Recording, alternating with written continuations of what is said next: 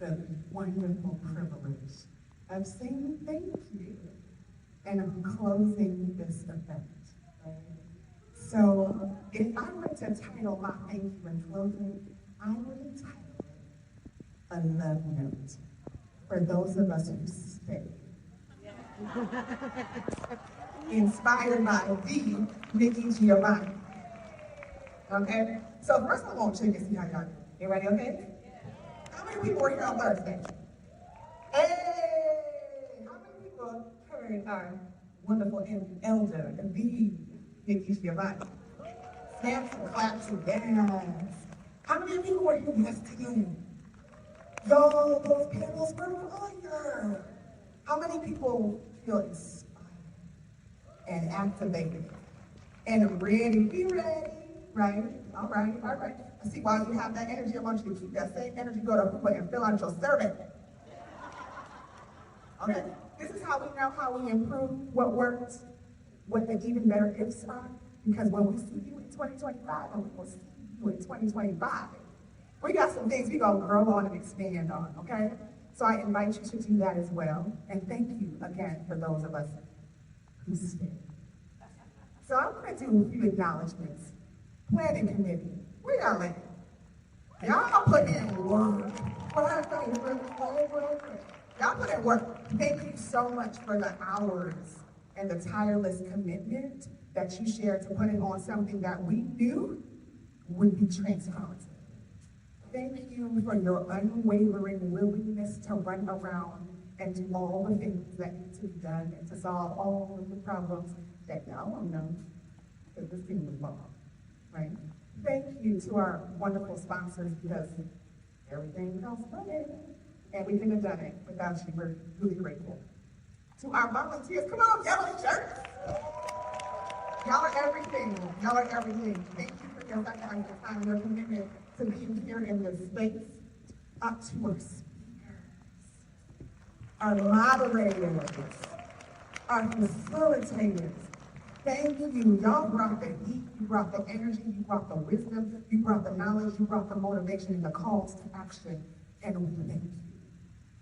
To our vendors, shout out. Y'all better get you some olive oil. If you don't know, you better find out and tell a friend. Okay? And then for media who is in the room, and I want to be specific about what media I'm talking about. I'm talking about the story readers, the truth tellers, and the light bringers. So if that's the media you are. Here, let's go.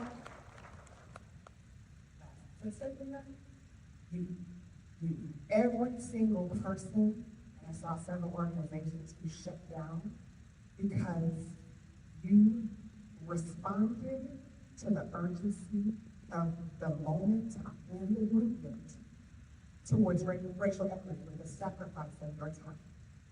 And we do not take it for granted. So I love the way that this was designed.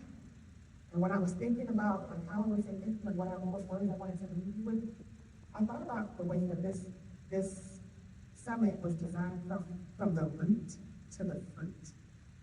We started with our elder, Nikki Giovanni, who brought words of wisdom and life and encouragement and told us about how words are power and how we, as Afrofuturists, those who are in partnership, create the future that we desire. We speak it and we manifest it with our words. And then we get to end today with our young people, the fruit of those trees and those deep roots. And as we talk about the fruit, we are already benefiting from that wisdom, from that knowledge. It's transformative, right? And so we thank you. And as I talk about Afrofuturism manifesting things, I am manifesting that our precious Mary, our very own precious Mary, she's gonna have a show though. You can put it in your calendar and mark my words on today, right? When you look up and you see St. Louis's own precious Mary with her own show, I told you so. I'm gonna tell you again, because I believe it. Okay, so thank you. Again, from the root to the fruit. And so now I'm gonna connect some dots for us, okay? The theme of today, or this entire summit, was Together We Rise. the power of community. So in the spirit of that beauty and why we have gathered together collectively, I want to take this opportunity to have a moment of silence in solidarity with our brothers and sisters who are facing war and oppression and genocide, and fighting for justice, both domestically and abroad.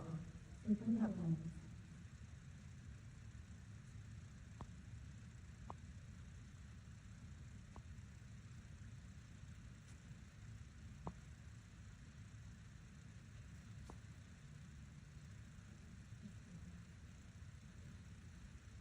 We have three goals that we want to accomplish with this conference. First of all, awareness. If you don't understand what the problem is, if you don't even know it exists, then why would you be motivated to do it? So we had snapshots of the region from multiple levels, perspectives, and experiences. So I think we're all around participating in those. We know the story, but we didn't stop at awareness. We transcended it to understand it. Because finding a cure requires the right diagnosis. And if you don't understand that we are where we are today as a result of the systems that have been designed to create outcomes that were vital to transform, you are okay? If we are going to actually transform this future, it's the system, y'all. We gain knowledge, we gain strategy to identify and detect the actual enemy instead of wasting time fighting each other. And racial inequity. And then transformation. Now, we're not going to stop when we upset and angry, although illness has its place. But we're moving towards transformation. We ready? So I had decided to do my favorite my team when I was listening to the panel. And we were like, yo, we need a campaign. Pull up 24. Like, pull up 24. Because we are, there's a healing, and so let me that pause. But do know that pull up 2024 is what? So when y'all see it, y'all know, we ready, we ready. Okay, but let me stop and say this though. There is healing and sense-making in gathering to call out issues and lament our individual and collective trauma. And there is healing and power reclamation in gathering to understand, strategize, organize, and galvanize for the assignment ahead, and make no mistake. We need to understand the assignment. We are clear out and we are resolute about what 2024 represents for our movement for racial equity. So let today serve as a marker, not the end. A compass point, if you will, that reminds us of the assignment, that connects us to the network of freedom fighters that we gather with today, this weekend, and that gives us the audacious confidence that we will know justice in our life. So I'm going to share, again, because I want to honor our elder who's running. I don't know if you all have heard her words, but she wrote, but some of us still. And I just want to share that with you that you spoke to me. We forget the strength of those who stayed behind. We sometimes don't recognize what it took to decide to build a church, a school, a store to sell the yams we picked from the ground, the tomatoes we carefully watched turn on the vine, to see the okra pies as well as to pick our own house. We took pride in our work and lovingly encouraged our daughters to dream. We stepped down our daughters to school and to college, and they stayed to help others. 30 years is not for long. when we plant love with patience, when we find that song that gives us strength to go on. And as my final thing, I do farewell until there's the other place of the show. Again, just as inspired by to encounter women about maybe those first and sister were in the space with us today. I will leave you a love note for those in some spirit. Beautiful ones, given to love and season with the possibility of the future being together. We rise, we fall, we remember. Stolen lands from the mounds to Kinrock.